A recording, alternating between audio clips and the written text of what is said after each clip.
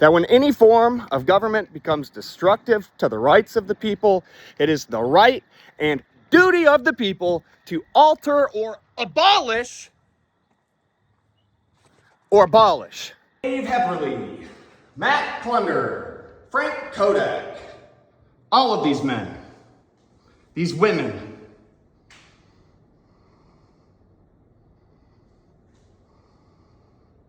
the people that swore an oath to protect the Constitution and the rights of the people. The same people that I'm fighting in the Supreme Court with over plain English. The same people that continue to follow me around and bother me. Do you think those are ballistic windows, or do you think that's just glass? I'm just wondering. Do you think they open? Just wondering. Oh, he left. Oh, they left. They're leaving me. They don't want to be recorded. They don't want to be on a YouTube show. They just want to do their dirty pig shit behind the fucking closed walls. Nobody else bothers me, except for that fat fuck that just drove away and that fat fuck over there. Oh. I actually apologize to the guy in the gray car, because he didn't do shit. I see him all the time, and he does just leave people alone. So, sorry to you specifically. I left you alone when you committed felonies and we were being massive pieces of shit that you've been doing for the last 70 years. Yes, sir. It's what you guys do every fucking day. Listen to whatever you're told. You don't read the law. You don't read the Constitution, the Declaration of Independence, nothing.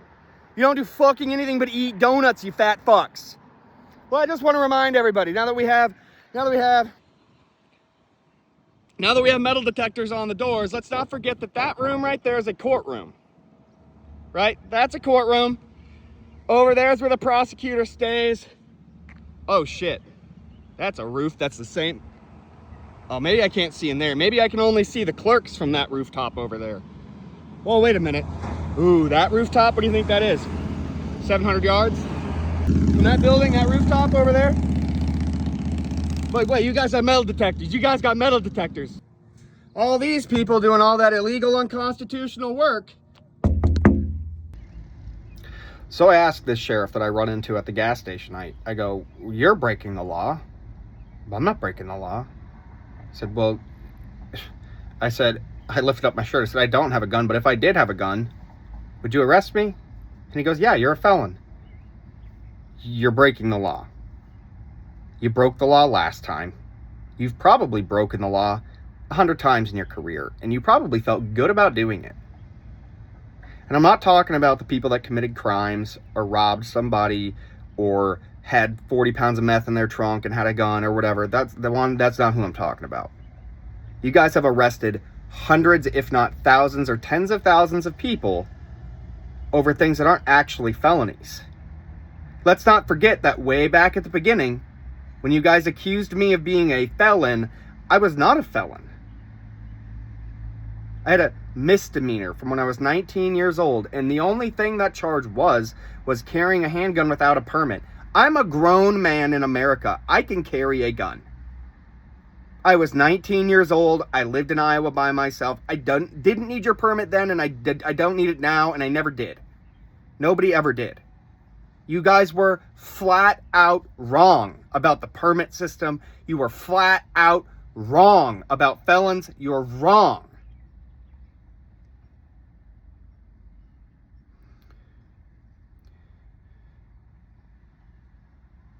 Not just morally, but I mean literally legally. The law goes like federal. Federal trumps everything. If it's federally illegal, it's illegal. Period. And then comes state law. And then comes local municipalities. So federal law says that it's the Bruin test. Does a law pass this test? Yes or no? Yes or no? And you should be individually understanding this as sheriffs, as police officers. You should know these things. They're important to not only your life here on earth, but your salvation, I assure you.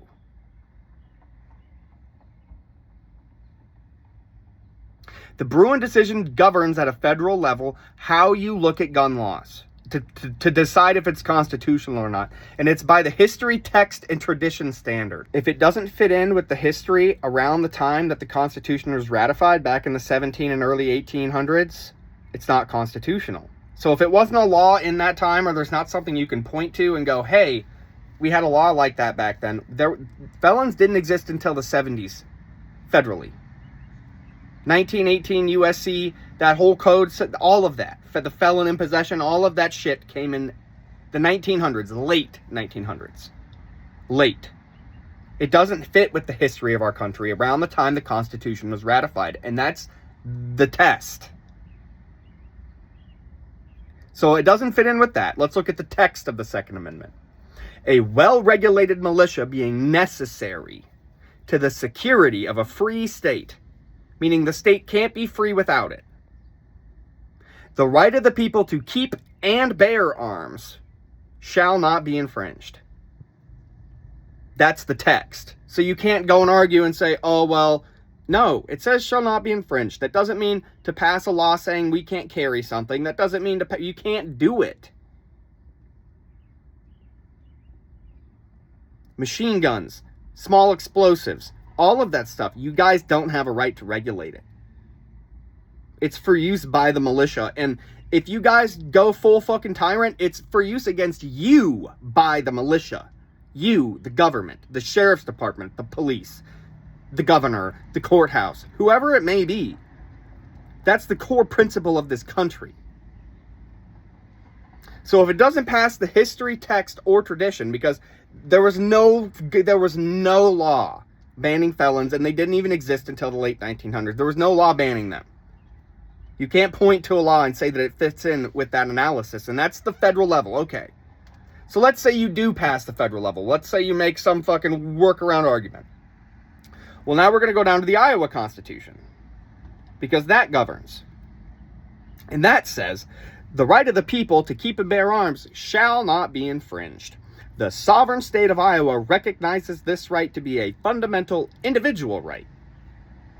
Any current restrictions on this right are now under strict scrutiny. Scrutiny!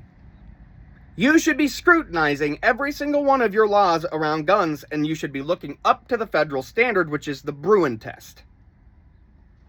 Now, if I'm 19 years old traveling in the state of Iowa, and I have a handgun on me, because that's what my misdemeanor making me a felon was, under 724, the Iowa code, does it pass that federal analysis? Fuck no. You can't enforce it. Stop enforcing it. So let's go back. I ask him, well, you're breaking the law. And he goes, no, I'm not. Okay, well, if you arrested me and held me at your law enforcement complex for something that's not a crime on multiple occasions, what does that make you? At minimum, it's complicit in kidnapping, armed kidnapping, because you're armed. You won't let me leave the state because I'm on probation for something that's not a crime. What does that make you? And if you think that you have some authority to arrest me for what I'm doing, what authority should the militia have over you for what you are doing? I'm the militia. Talk to Jesus. You need him.